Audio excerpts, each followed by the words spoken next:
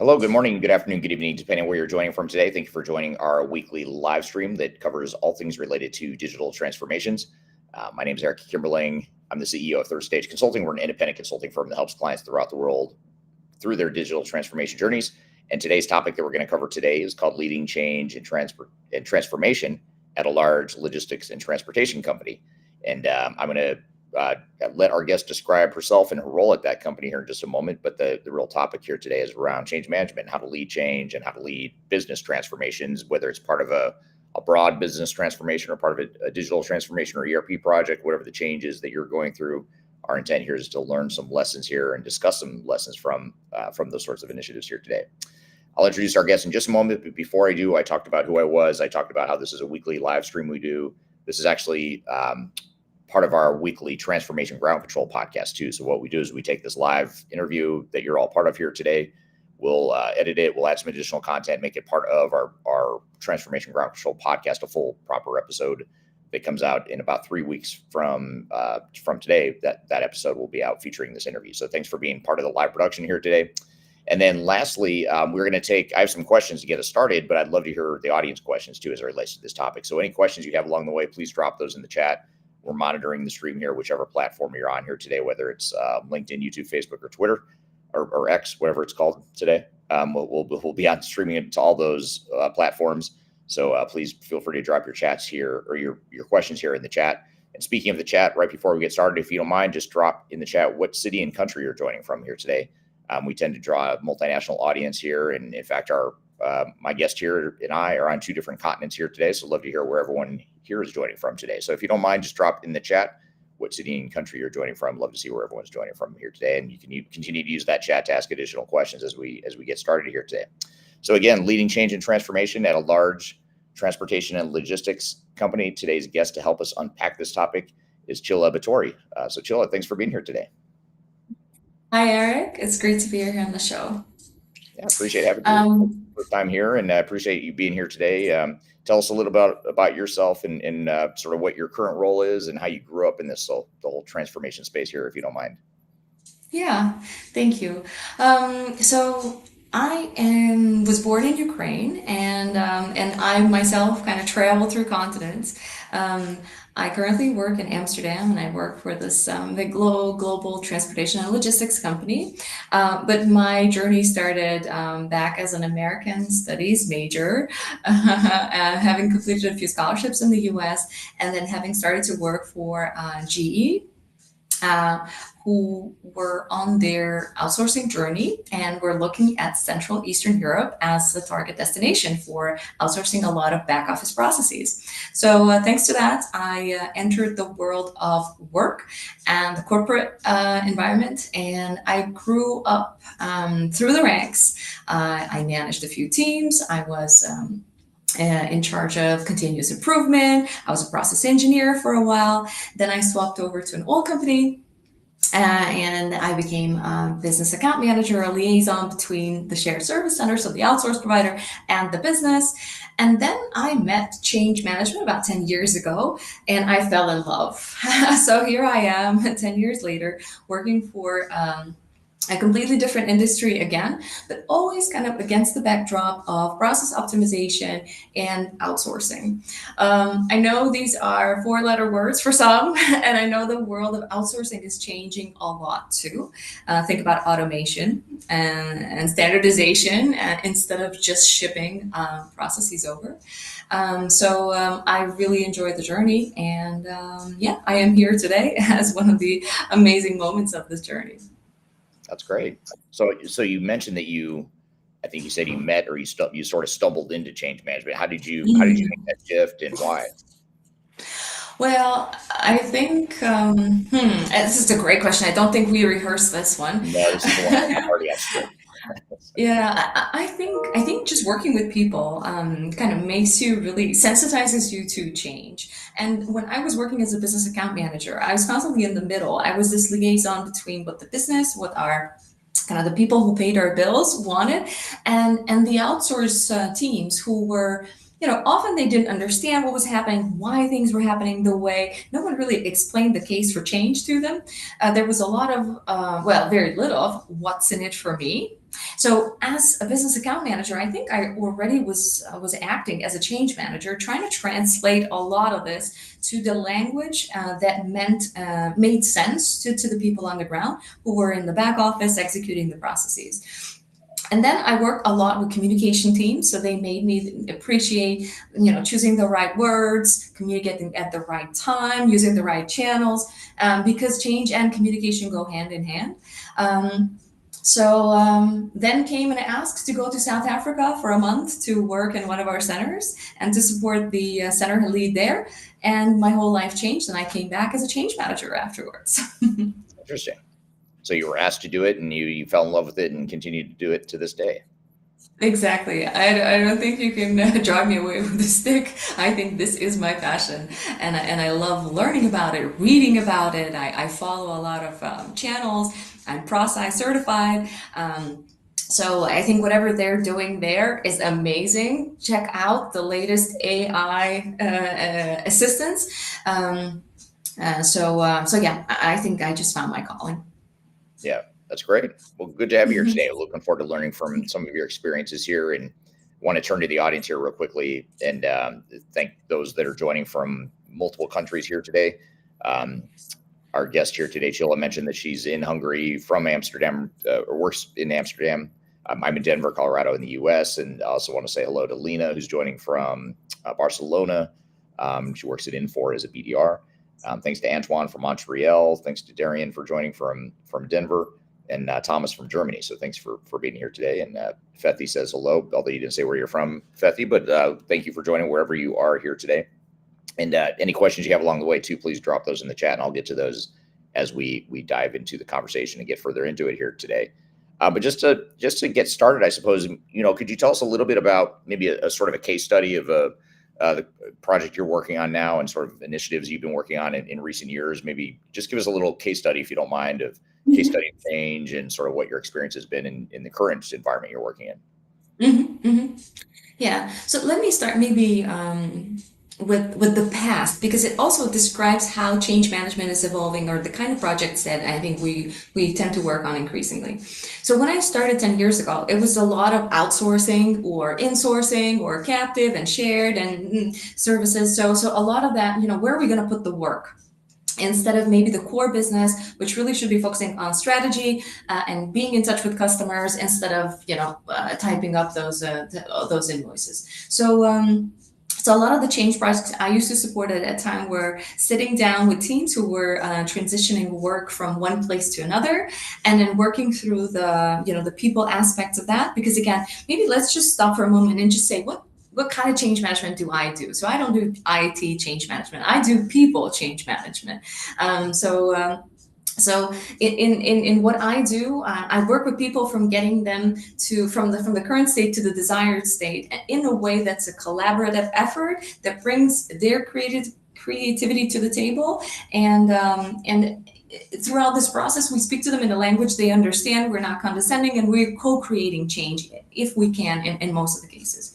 So you can't really co-create change with people who are losing their jobs, can you? Right? So that's the kind of old, transition-related change management. There's a lot of emotion there. There's feelings, usually not very positive. And even if you're at the receiving end of change, because you are sitting in a lower cost country, and I think the emphasis is on lower because it's such a transient thing, right? Who is lower cost? Nobody wants to be a low cost country, I think, anymore, a low cost resource. But that's just the reality of things. Even when you're at the receiving end of change, it's hard. You get a lot of emotion, you get a lot of, resentment, you get a lot of resistance. So a lot of that change is working through, how are you feeling? Why, what happened to you this week? Who didn't want to work with you this week? Who didn't show up this week? Who's showing signs of passive aggressive or outright aggressive behavior with you, instead of agreeing to transition the knowledge to you, which is why we're here for, and this is how we make the company successful in the long term. This was the past, and 10 years ago, and I know a lot of companies are still doing this. However, I think what's really much more exciting is the future, or some of the projects that I'm now involved in, and these are. And it's never one project. I loved your question, how you said, "What's the current project you're working on?" I wish it was one. Right. There's always multiple projects. So the project I'm working on at the moment, there's a whole department which we're changing, and we're changing the organization, changing the operating model, we're changing the interactions, we're changing the roles and responsibilities, everything. Where we're putting, just everything is upside down. Because some of the old ways of working, or some of the assumptions we started out with, it started out as a nice outsourcing project, but we had to adjust, I think, to the realities, and we need to be much more we need to be really close to the customer now. We need to listen more to the customer, even though I work in finance, so we're just back office, right? But we can't just be back office. Back office should always also be doing what works best for the customer. Issue that invoice, which is easiest to pay, right? So you never have to get the call with the inquiry, where is this, or where is that, or how do I pay you? So everything is about the customer now. Speed, removing the voice transaction to the extent possible, right? Making it really seamless, really frictionless, a one click for the customer to pay that invoice, to resolve that dispute for us. These are the kind of projects I'm working on nowadays, as well as automation. Of course, that's the really exciting new realm that we're moving into. But yeah, more about that, I think, later on in the show. Yeah. Yeah. It's interesting to hear you talk about the customer experience and how something as simple or something that seems unrelated to a customer experience, like how a customer pays their invoice, that can have an impact on the overall customer experience and your brand. And so there's so many things that we do in our change and transformation disciplines that would affect that. I would imagine we'll come back to that as well. Mhm. Well, very good. So so in all these years of experience, all these different projects, I understand, at no one time is it just one change project that's happening. Usually it's a broader set of changes, or a series of changes, and a series of projects that are happening all at once. But just in general, if you look back on all the change initiatives you've been involved with over the years, what are some of the things, or some of the tips or best practices you've learned to be most critical or most important in change initiatives? Mhm. Yeah, I'm going to sound really and say the obvious here, but not overestimating your role as a change manager. So, and then let me explain kind of what I mean. So I'm an extremely, well, I consider myself a rather proactive person, and I like to roll my sleeves up, and I like to do stuff when I don't see maybe everyone jumping to the task immediately. And I learned the hard way that I'm not the person people want to hear from. So if anyone knows the Braside methodology, they have this amazing graph which says, who do people want to hear messages from, and what kind of messages do they want to hear from whom? So it's the executives that they want to hear the why are we doing this? What's the business context? What happens if we don't do it now? And then the second most credible speaker is the line manager. The change manager is nowhere on this list, or with the little teeny tiny graph that no one looks at the bottom. So this was a bit of an aha moment for me, because I used to be a direct manager, and I used to be like, yeah, telling people what it is and sending a bunch of emails to, big distribution lists. No. That, the people are so selective in their attention nowadays. They will read the email from their managing director and from the vice president and maybe their line manager, because they can, they still do the performance reviews together. Everybody else's emails go to a different, ranking in that pile. So that's one very big learning for me, that I need to go back to my business account management practice. I am a liaison. I make things happen. I help the sponsors, so the executives, for instance, understand that if they remain quiet, things are not really going to happen, because you don't really see the leadership really paying attention. So why should I, right? That's again completely normal. Um, and maybe another best practice. I don't know best, and I shouldn't have to know best. Again, I'm a change manager, so I connect people, and there are people who always know better. We just need to find these people. Now, sometimes these people are really positive and very, very vocal, and they're exactly the kind of change champions that a change manager needs, right? People enthusiastic, driving the change together, thinking ahead, proactively together. And then there are those people who are negative.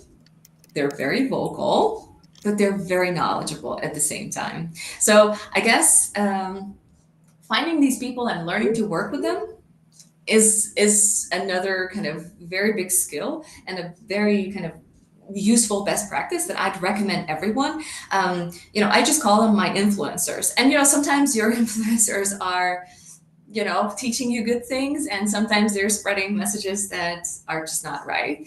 But you gotta find them because they drive so much sentiment that if you are just communicating through the formal channels and they're kind of in the through the informal channels, you'll fail because you're working against each other. So find them, make one team, and then make sure that the official messages get cascaded, but using the people that are really trusted speakers. Yeah, absolutely. That makes sense. And if the influencers don't communicate, which you mentioned, sometimes they communicate the wrong things, and then you have to come in and clean it up. What's oftentimes even worse is when they communicate nothing and people create their own answers. So it's really, I agree with you. It's important to get the messaging from the right people, from the credible sources, from people that people trust and respect within the organization, for sure. And unfortunately, people like you and I, the outside change consultants, aren't nearly as credible as an internal person. Good deal. So just a couple comments here I want to turn to from the audience. A few comments in YouTube on particular. This is from Scott. Scott says, Scott and Reno here, great point on who people listen to. If the message is not coming from their direct chain of command, then forget about it. So great point there. I think we're both in agreement there. If it doesn't come through someone with authority and credibility and leadership within the organization, it's not going to be well received, or not as well received, for sure. Here's a question from, pull it up here if I can. There it is. From Antoine on YouTube. Antoine says, how to manage change for people that will receive a negative impact from a project. I believe it's utopian to believe that all change is positive for everyone. And you even mentioned, Chilla, like, back in the day, 10 years ago, 20 years ago, some of the projects you worked with involved people's jobs being eliminated. And that's a lot harder change to swallow. But how do you manage those negative impacts, or those things that maybe aren't, great for you or I, but they might be great for the rest of the organization? How do you manage those changes? Yeah, I have a one word or two word answer: with honesty. So, Anton, I think this is a great question. And I think this is, sometimes I get this question, what do you do? I'm a change manager. You make people do stuff they don't want to do, right?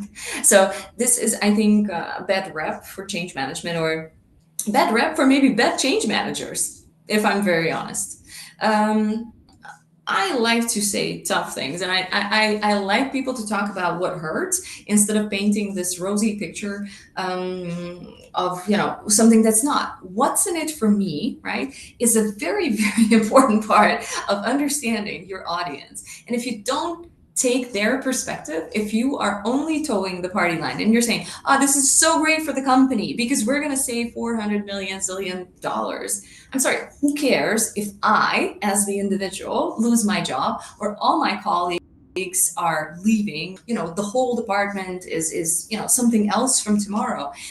We all experience change on our own our own level, individual level. So even if the change is great for you, you can still be unhappy about it, because let's say you've got so many things going on in your life that you just have no capacity to take or to absorb yet another change. So I think being honest about it, if it's not a good change, if it's really just cutting costs, which unfortunately every company has to do, then just say it.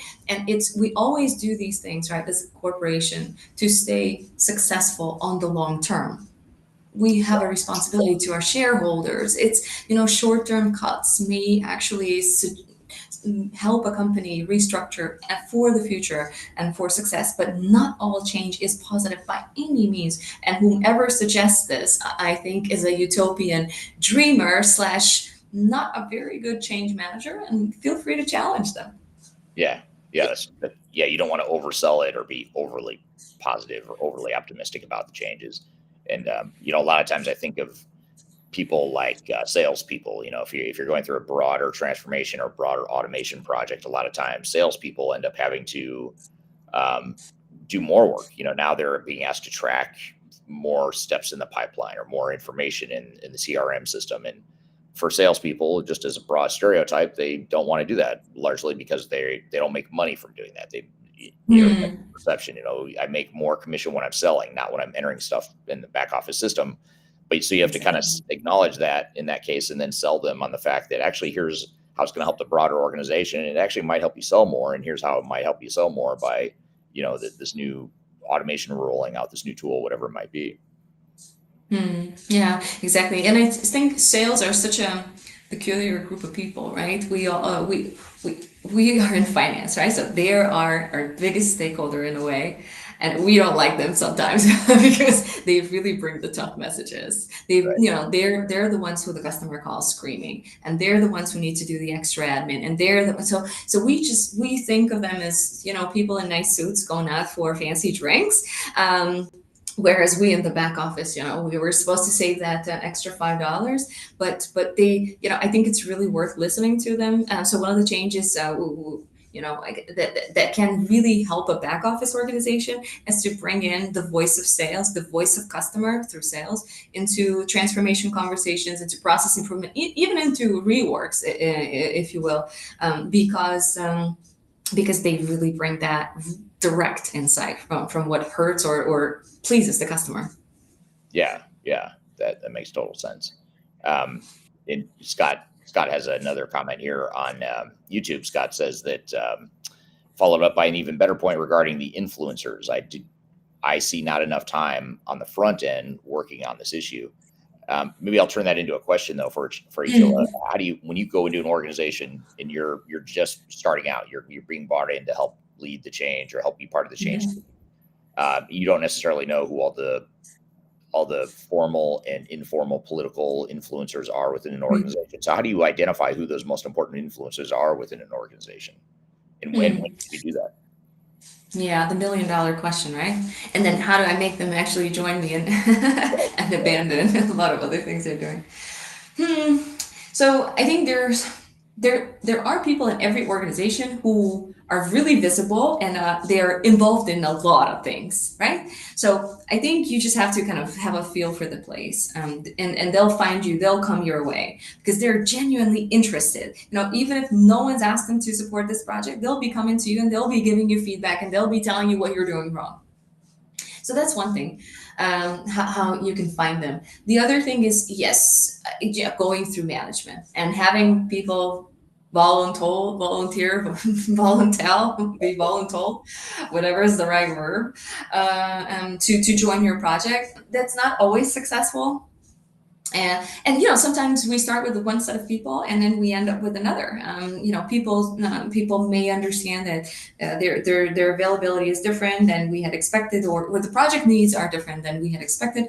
And people come and go. I think what I like to do is keep kind of the demand on the team rather flexible, because if I tell anyone, okay, you need to be with me on this project for the next 1 year and it's 4 hours per week, I'll never find anyone to join me. So I think as the volume of work fluctuates, and as in any good project, the planning stage of the project should have most of the work, right? Not, you can then monitor execution, you can choose to do course correction.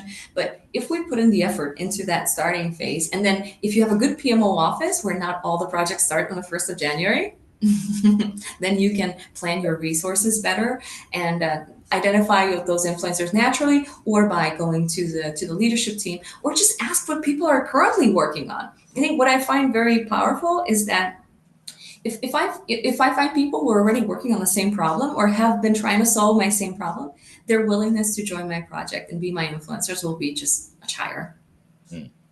Yeah, that makes total sense. I agree. That's a great way to build that ownership and support, within the organization.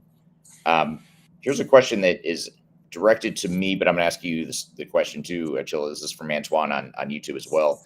Antoine says, this is a question for Eric. How can an external partner be able to act as a change agent during a project I believe the company must always have a change agent, but that's not always the case. So, in your experience, Chilla, even though I'm going to deflect the question and give it to you, I'll pass on it and give it to you.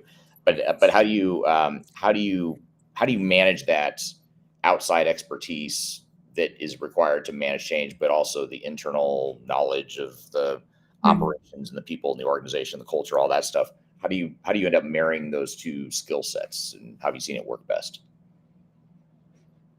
My first answer was going to be with difficulty. I think change agent and external change agent is an oxymoron for me. I think change agent, being an agent of change, an ambassador, whatever you want to call us, it implies an understanding of the context, of the stakeholders, of the channels, of the ways of working. Yes, this can be in the way. So actually, what I think could work better is if you really have to work with external teams, because sometimes you don't get, there's no people approved, to be hired as change agents, or there's just never a budget. Then you go with an external person, but I'd rather they design the strategy for me and propose a plan and a set of activities, but where I actually want the how to be validated in-house. I just can't, I mean, unless it's a company who has been working with you forever and ever, and they actually know better how you work than yourself. I've also seen this before. So I think with that asterisk, yes, an external change agent can be an effective change agent, but I'd rather someone designs the theory, proposes it, and then I contextualize it with an internal network of agents, and we execute in-house. Right. Yeah, that makes sense. It's sort of getting the best of both worlds and combining the skill sets of multiple resources to build a complete and a comprehensive change team. Good stuff. So what about, I want to shift gears a little bit, or sort of go take this a different direction here.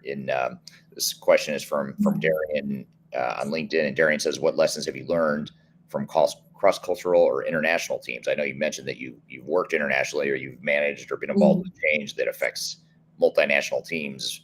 How are multinational change initiatives different, and what are some of the strategies you've seen work best in those multinational situations? Mm-hmm. Yeah, so everything's more complex when you work with teams across the world, right? We can agree on this, but everything's also much more interesting and rich. So let me kind of tell a story about how I learned the value of, when I don't speak, for instance. So you can see how I am. I talk a lot. I'm an extrovert. I talk over people. Huge improvement areas forever and ever. But there was a time I was going to Kuala Lumpur, and I was the business account manager for a new account that we onboarded, and we had a large team there, and I needed to go there, and I needed to train the team on something, because surprise, surprise, as change managers, we also take care of change and trainings on process, less on process, but more on systems, ways of working, and operating models. And I arrived in KL, Kuala Lumpur, and I had this massive throat ache, and I just couldn't talk. So if I guess, it's a cliche, but my colleagues in Kuala Lumpur were much more polite than I was. And because I couldn't speak, they finally did. So that was a breakthrough point for me on this account when I arrived, and I just said, sorry. And they were like, okay, so now we tell you how things are. And I guess this taught me such a big lesson about listening, and not assuming, and not just rushing in and talking over people when they're maybe more quiet, or sometimes people need to be called upon in a lot of cultures, and then they'll just say the most amazing, the smartest thing, or the thing that will break your project that you would have otherwise completely ignored because you're like just doing this and rushing through your agenda. Right. So I think the power of listening is what I learned through my cross-cultural interactions, and the power of asking people, okay, this is kind of my view from where I am. what am I not seeing? Because I think too often we ask closed questions and we just say, okay, is everyone in agreement? And then Yeah. you kind of Yeah. immediately move on to the yes, sure, close the meeting, I issue the minutes. And people are unable to articulate what they really think about it. You never give them the permission if you are from a certain culture, which prizes, loud and, out there kind of people and extroverts in particular. So and also maybe it's not a cross-cultural thing. It's more extroversion, introversion spectrum. If you're working in a team with introverts, please don't ask them to immediately give you feedback on stuff. Mm. Like leave them alone. Give them time to process. And then they'll go away, and the way they work best, they'll come back with a list of things. Again, you never would have thought of, would have completely gone under the radar. But give them space. Don't force them into immediate reactions and responses. So, yeah, I hope this answers the cross cultural, international, or question. Yeah, I mean that's a great unpacking of that topic. I mean, you talk about introversion versus extroversion, and it's funny that you say that because I was thinking before you said it, I'm a complete introvert, so I'm pretty far on the introvert spectrum side of things. So I do exactly what you said. I don't respond right away. I don't have an opinion. I don't have a response right away because I have to think about it, and I'm not going to verbalize it while I'm thinking about it. And so there's that, if you figure it's about 50-50, half of an organization is probably extroverted, the other half is probably pretty introverted. You've got to make sure you're speaking both languages. And also too, you look at different cultures. Different cultures are more accepting of someone speaking up or more accepting of someone stating a concern in an open forum or not, or a one-on-one forum. Other cultures, it's not as comfortable because it's more hierarchical, and that's just not the culture of either the country you're operating in, or it could be the culture of the organization too. Exactly. So, how do you what are some ways that you've seen not just the introversion versus extroversion side of it, but just different cultures in general? How do you navigate all those variations in a multinational change initiative? Yeah, so I taught myself a bit about the theory. So I really like the Hofstadter model of cultures, and then there's national cultures and then work cultures. But I think the national cultures model is really kind of what I often go to. And it's a great icebreaker as well. I used to do this with my team before we went into a transition. So good old days, no, neither. And then we would say, okay, let's compare the culture, that you represent and the one that, we're transitioning from and to, and then let's see like the biggest differences on the scales on those histograms, and then what does this tell us? What kind of conflicts can we expect? Yeah, and how can we prepare? Like maybe like not like the Navy SEALs, but still prepare, visualize the kind of conflicts we may have because we're just wired differently, and then adds the personal differences on top of that. So yeah, education. There's a book I love. It's the Culture Map from Erin Meyer. I just I can read this book like 5 times a day and just look up a situation. So recently with my team, we looked at decisions with a capital D and with a small d. Right. So there's like these two ways of making decisions, and they don't even align with like the usual stereotypes about, Americans. No, they make decisions with a small d. I would have never thought, a culture which is quite straightforward and, often imposes decisions on its members. People make decisions, but very quickly, retract, and then they make another decision. Whereas you have Germany and Japan, which are very consultative societies or nations, and they'll not make a decision until every one of the members had agreed on it, but then they stick to it. They really religiously stick to it. So again, if you read up a bit about these things, and if you follow a couple of voices on the social media platforms, you'll just learn, even if you're not exposed daily, or you don't have to learn from your own mistakes. That's what I'm trying to say. But also learn from your mistakes. It's fine. I think it's fine. I was not born like this. I was lucky to study in the US when I was in junior high. But, did I know everything about US culture? No. And I will never know everything about it. So yeah, I think this is lifelong learning about cultures. Yeah, and you mentioned earlier, one of the best ways to deal with, some of the multinational or just understanding change in general is to ask and listen. You're talking about just the need to ask questions and understand, Mm, listen, empathize, all that stuff. And it's even more mm, important in multinational situations because, for example, as an American, a super, if I'm working with a super hierarchical sort of a culture where people don't speak out or share their opinions, to me, it doesn't make sense because in America, that's what we do. We speak up all the time, even if we shouldn't. mm. We speak up too much. We argue. So why is this culture over here not doing that? And so you have to really understand that it's not like it doesn't mean it's a bad thing or a good thing. It's just different. And so listening and understanding and really unpacking and dissecting different cultures, I think is Mm. important. Yeah, and I think why is it so important to put this effort in there is because your change is never going to succeed if you just follow your own cultural norm, and decisions will be reversed. People will leave the room and do something completely different.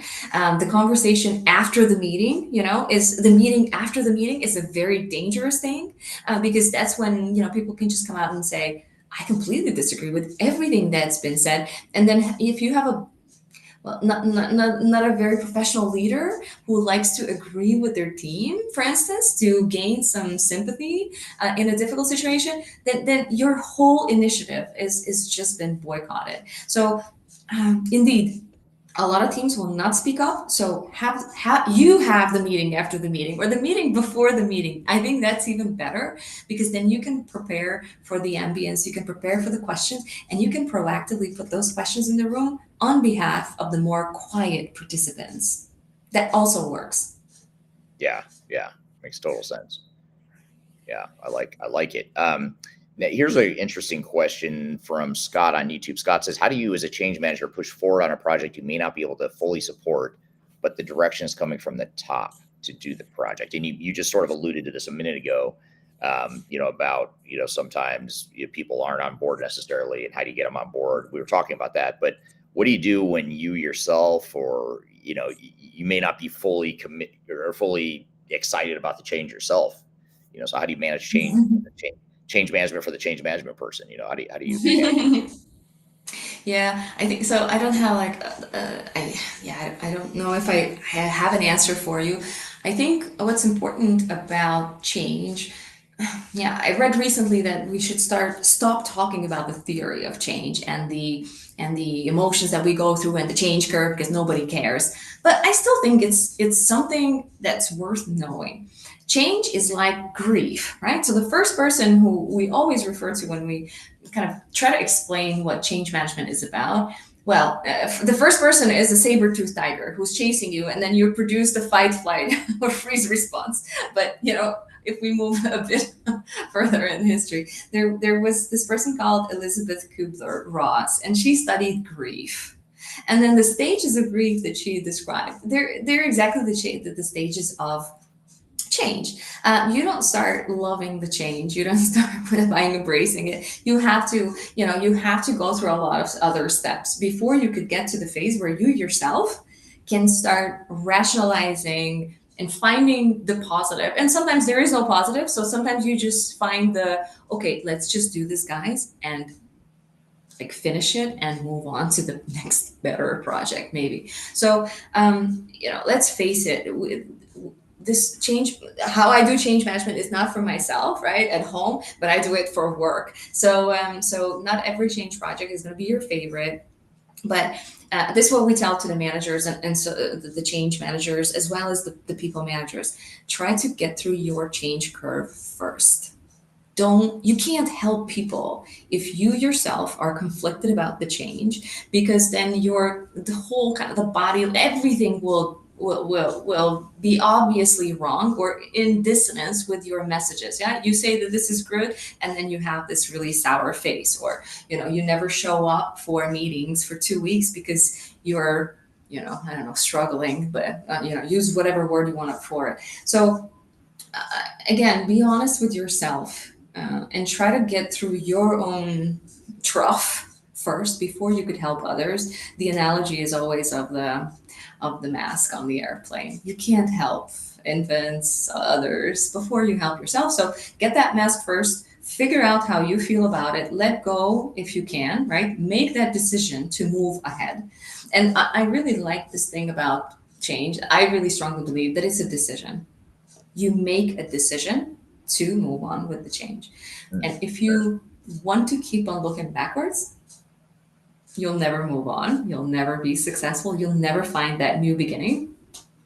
And there are a lot of people who like go looking back. They love to live in the past. But there has to be a point when you decide to let go, and then your brain and your mental capacity and everything will be available to creatively plan that change for your people.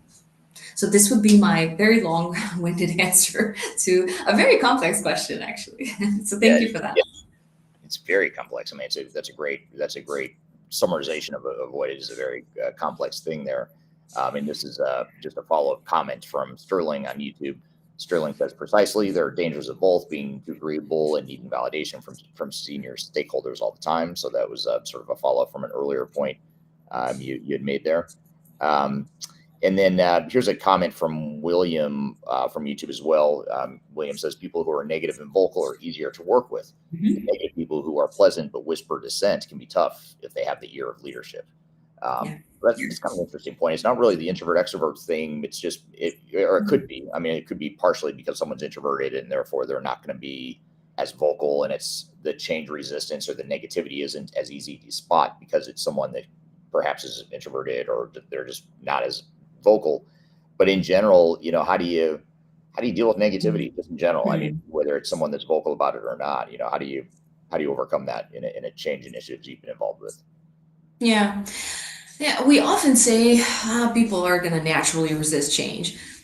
I don't really believe in this. And so I think when changes are explained and people are treated with respect, even bad changes will be accepted. Eventually, somehow, blah, blah, blah. Use adjective of your choice. Um, I think what's more interesting about resistance, and again, I constantly, because I always follow them and I love what they do. Prasa has this wonderful article about the root causes of resistance, and that it's not as simple as people resist change just because they're lazy or there's so many reasons why people resist. Can you please take time to explore, and you might find actually very valid reasons why they resist change. You may have completely missed something. So I don't like this statement, and I don't accept it that resistance is normal and everyone's like negative. Now, how to deal with negative people? Again, often I found that just listening to people, sitting down and giving them the space to ventilate. I'm not going to say moan, but ventilate and express themselves is all they need. Because then again, talk about respect, they feel heard. They understand everyone's an adult. They understand most of the time that we're not going to change the corporate strategy because they don't like it. But they have been given the opportunity to say that they don't like it and it doesn't work for them. And we're going to say, yeah, I hear you. It doesn't work for everyone. Um, I still want to go back a little bit to the silent, to the whisperer. Yeah, yeah. Quiet person Question. that's behind the scenes. Yeah, Resisting change. exactly. Because these are the real subvertive elements. Harder to So find. exactly, really hard to find. And as a change manager, you're not often that close to the people, to the department. Sometimes you're thrown in. Some change management and transformation departments work as internal consultants, so you just get assigned whatever project you need to work on and then reassign. So this is where I would say the responsibility of the leaders comes into play. Yeah. A leader themselves should identify people who are doing this subversive whispering. And if they find that it's not just the desire to be heard, right? That respect thing that we spoke about, that they should put an end to this. They should put an end to this. You can't be everywhere as a change manager. And this is why when I mentioned that sponsors, so the executives have a really different set of responsibilities in terms of, what messages they need to articulate, what their role is in the change. They have to be there and they have to be visible. They need to sponsor the change, articulate why it's good for the company, but they also have to put an end to this kind of subversive behaviors, which on the long term hurt the department. So when I have my conversation with the sponsors on what I want them to do over the next few weeks, besides setting up a town hall and supporting me with some opening and closing remarks on one of the sessions that I organize, I also ask them, about rumors. I ask them about the mood. I ask, and when they say everything's fine, then sorry, but I bring in the bad news if I have heard otherwise. So I think, and they really appreciate it. So imagine the leader who is in an ivory tower and no one dares to tell them the truth or the real sentiment. Again, imagine you're not in the US and this is not in your culture. The leader, if they're open and interested, they really will appreciate this. So find the right words, find the right tone, but do bring those messages and then help have the leader take that step and fulfill their leadership role. Yeah, that's great, really good advice. I mean, I like it. It's good general advice that can apply in a lot of different situations. Another question from Sterling on YouTube here, which I love this question. Would excessive agility impede an organization's change management in the long run? Could a little rigidity in the business strategy perhaps facilitate change if possible? And maybe I'll ask maybe a follow-up or sort of a part two of that question, or that sort of maybe another example of how sometimes flexibility and nimbleness of an organization can actually work against you. A lot of times when we're helping clients implement really flexible technologies that can do, a simple process a million different ways, depending on how you want it, a lot of times that becomes an excuse to resist change because now I have a tool that just allows me to do the way things I've always done things. And so maybe I'm a little bit more resistant to change because now I have a tool it's a modern tool, but it's sort of reverting back to old ways of doing things. Mm-hmm. So that's another, maybe example that we see a lot of times that organizations that have that sort of flexibility with the tools or the process changes they're going through, or the fact that we're a decentralized organization. I'm giving you a bunch of examples here, but just in general, does that flexibility versus rigidity work against you or for you, or how do you manage that, or how do you see change working differently in those two different extremes? Yeah. So I wanted to ask, when I first read the question, I was thinking, what do you mean by agility? Do you mean we're changing our priorities all the time? And we have no idea, what our strategy is, and we're just, figuring it out on the go. So, but let's not assume that that's the case, right? So I think most of the time, this is how it comes across to a lot of people. And so I hear this all the time from the people on the ground. Where are we going? I mean, I can't believe that we're doing something else again, or you're piling on, onto my existing very long list of priorities, and you're not letting go of anything. It's just not possible to work this way. So I think there are organizations where things are changing too much and too fast, and people then all of a sudden, I think, just quit mentally, right? Change fatigue is an example that we can just easily refer to. I think what's happening in our world, I mean, imagine, right? Change is cumulative, or the impacts of change on the individual. It's never just the one thing that's happening at work, or those 10 things usually, right? Again, it's never just one project, but your family, everything, politics, the weather. So I think there are organizations that should do less change and should be less agile if agility means we just can't stick with one thing for long enough. And I think people should just talk about it and just say it, guys, come on, yesterday this, tomorrow completely different, or both, or 5 things at the same time. No, we can't do this. Can you please rethink what's the most important thing, or what are the most important 5 things? And those 5 may change, but there really shouldn't be 25. There should be kind of 5-ish, or whatever the right number is, depending on the size of the change. But then I also don't think that without having agility or that nimbleness, you can operate and be successful anymore. You make a business plan and then a rocket hits. I'm from Ukraine, so imagine, some things are really, really close to heart. So then you need to move your whole company to a different country, set up a VAT number, and get certified there to do business. So you can't just go on with the plan you had created X months ago if the macro and micro circumstances change. So I think it's about finding this soft spot. Maybe it doesn't exist, or maybe it's a range of soft spots, and then depending on people's capacity for change, they'll be able to do more or less in that period. But yeah, there's no one simple answer to this extremely complex question. Yeah, yeah, and I think it is a very complex topic, and we could probably spend the entire hour that we have here today. We could have just spent on that one thing and still not really unpacked it all altogether. But I think in general, a lot of times, a lot of organizations we work with are trying. They're actually trying to become both. They're trying to become more agile as an organization, but they're also trying to standardize.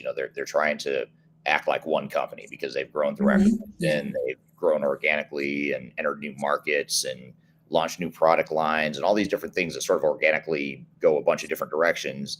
And then, leadership looks up one day and says, wow, we're really inefficient. We're acting like 20 different companies. Why don't we just start acting like one company? And we get Yeah. more efficiency, better customer experience, all that stuff. And so a lot of times just that vision and painting the strategy for the organization and how this change initiative supports that.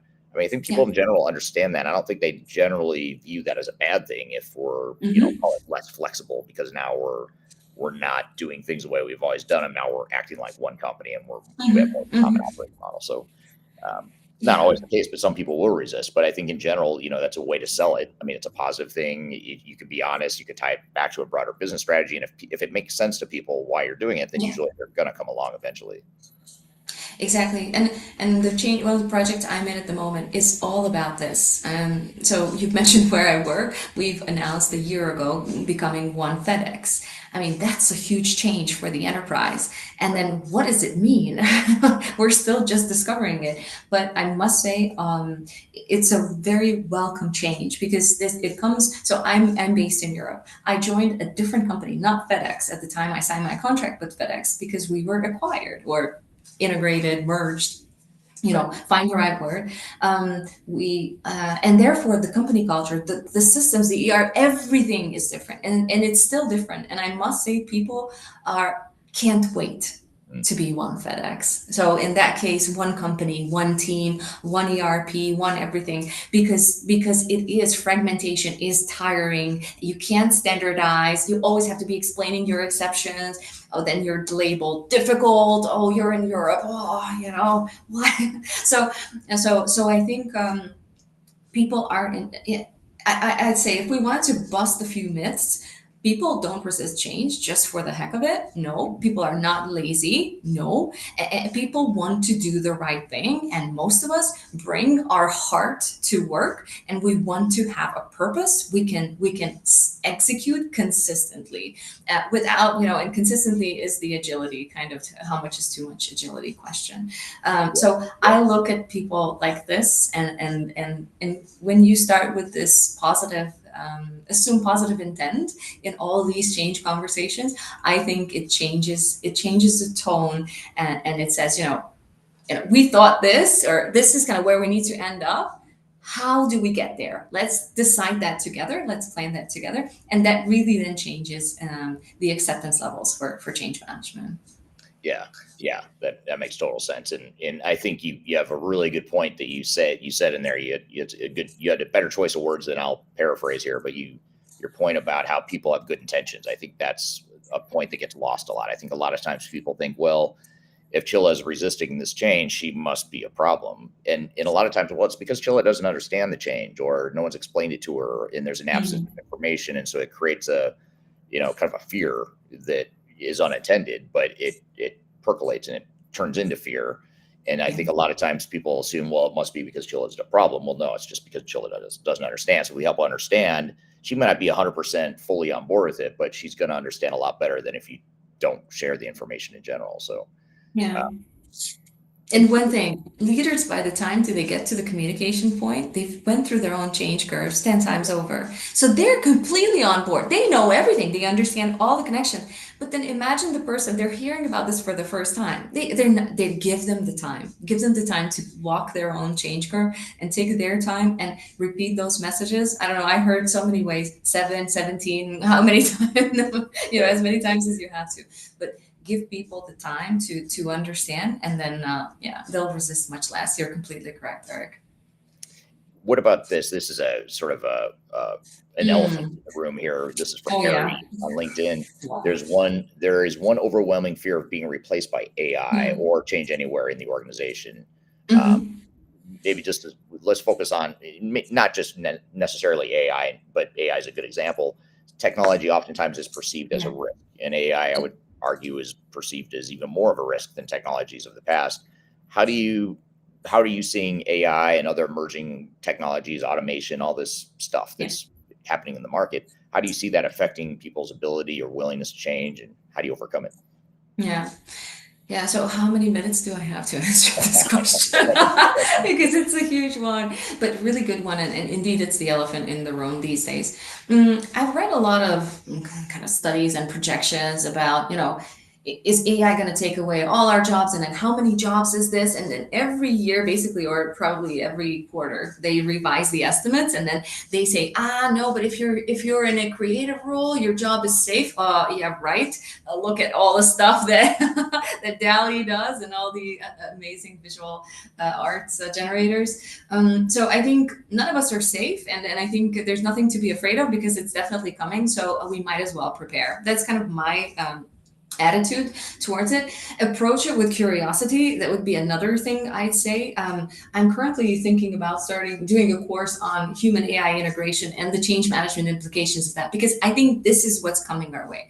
Um, Most jobs, according to the current research, right? So 2024 and maybe a few months ago, most jobs can't be automated completely. It's tasks that are being automated, right? Yeah, And then again, how do you approach what's right to be automated? Ask the people what tasks they hate the most. I mean, again, until now, I think in my experience, we mostly automated all the repetitive and extremely error prone manual tasks that freed up people's capacity to do, to interact with customers, to think. I mean, thinking and time for thinking in our calendars is something I think we've completely forgotten to create space for. Um, I consciously block time in my calendar for learning, for reading, because otherwise, if I only do and work through my to-do list, I'll be brain dead and also extremely demotivated. I mean, there's something for the soul, and so I want to look at AI, and I think a lot of companies are thinking about this. Keep the people, but keep them doing something more meaningful, and ask them, what are those tasks that you can truly automate. I think it's really similar to the dawn of outsourcing. Again, a story. I worked in a team that completely should have never been outsourced. The process that we were doing was it was, oh goodness, I can't even say this. So we were providing support for healthcare machinery breaking down in the UK, scheduling preventative maintenance, as well as sending engineers to fix the machines. And this was at a time when we did not really have a good software for route planning. So I was sending people across London to spaces they were never going to get to hospitals because of traffic, and I had no idea because there was never a software. Which should have told me what's the traffic situation. So that process should have never been outsourced. Again, same thing.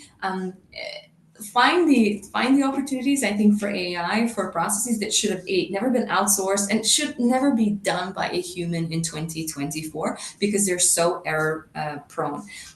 But keep the human in there, because if you stop checking the code, if you forget the controls you built in, if the business environment changes and there's no one to translate that for the AI, you have lost control of your process. mm, So please don't be afraid of AI.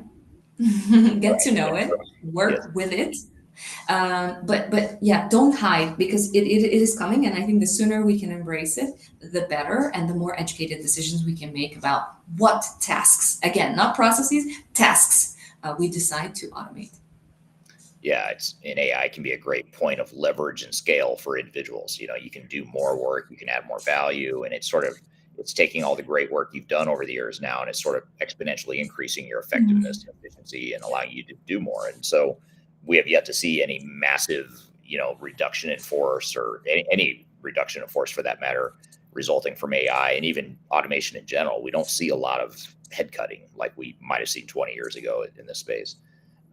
Yeah. Although here's a comment from Perry, right as I was saying that. Perry on LinkedIn said Dell laid off their entire HR department just 5 days ago. I hadn't heard that, but to sort of play devil's advocate, I'm saying I haven't seen a lot of technology initiatives result in headcount in recent years, but there are organizations out there that are laying people off, and there is attrition and change that some organizations are going through. But in general, it's usually not because of automation, or it's not because of AI. Although some technology companies I've read are laying off as a result of AI. So as I'm saying that, I'm also contradicting myself at the same time. Yeah. But I think there's a lot of change in the world, and you've got to just know how to navigate it and be sensitive to the fact that real and perceived fears out there. And there are, and I'd ask Dell, what do they call HR? Because business partnering, people development, talent and reward programs post-COVID, in this world where we no longer want to go to the office and we want to work in the countryside and get the same pay as in a big city, these are HR topics. So if this was laid off, then let's check on the Dell share price in a few, or maybe start buying in a few years when it's really low. I don't know. I don't have any affiliation with Dell, and apologies, I'm speaking out of turn here. But admin tasks, approving holiday requests, consolidating data, and then spitting out some analytics along certain parameters, which were again approved by the leadership and are in line with the strategic goals, those you should be able to automate. Yeah, absolutely. Totally agree. And here's a sort of a good capstone question that sort of ties this all together. Everything we've been talking about here today, you've shared a lot of great ideas and experiences with us here today, Chilla. But if we back up for a second and say, well, how do we get started on all this? I mean, we've talked about a lot of stuff. It's hard to boil the ocean.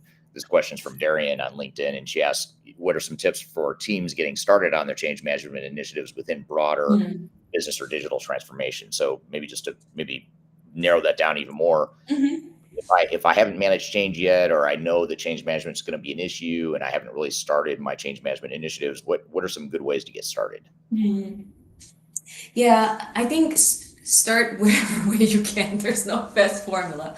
I think having the realization, acknowledging that change management is not something that project managers do on the side, I think is the first big step. So if you have that in your organization, then I salute you, because that's where it all starts.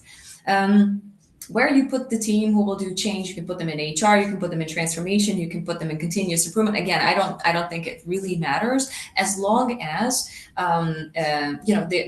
it's at least a couple people who know a little bit of theory and then have the people skills to work with the subject matter experts who know, and then they can help again consolidate the strategy, the information of where we need to get to, with the how that comes from these experts. Again, you don't have to have anyone trained on process. I became a change manager, or in the Association of Change Management Professionals. I don't think that the degree is the most important criteria. I think anyone who cares about people, who cares about doing the right thing for the organization, whatever you call it, strategy, the budget, meeting the financial targets, it has to be actually a combination of these things. And then also doing it with the right behaviors can be your first, can be your first change agent. And then if you have a big transformation agenda, eventually I think you will arrive at the conclusion that you do need teams or team members for whom this is not just a hobby, and you also need leadership commitment to this, which is beyond lip service. So I think depending on the maturity of your organization, you can start very small and you can educate yourself with all the resources out there, and then when you scale up, as you scale up, You can choose to hire for it and then train for it, and train across the board, not just your change managers. I think if everyone speaks the same language about change and why it matters, and if they say, you know what, I'm in denial at the moment, so you know what, please don't start kind of telling me all the good things about this change. I'm not there yet, or I just need time for myself. So you know, eventually, when it becomes a common language for the organization, that's when you reach maturity point. But there's so many ways of getting there. Yeah, yeah, it's great advice. Those are some good tips to get started on the change journey. And speaking of the change journey, I appreciate you sharing all your experiences with multiple change journeys over the years. And so, thanks for being here today, Chilla. This was a great conversation, and the time flew by. So, I appreciate your time here today, and thanks for being here. Thank you, Eric. It was my pleasure. And thank you, everyone, for your amazing questions. I really enjoyed participating and sharing my insights.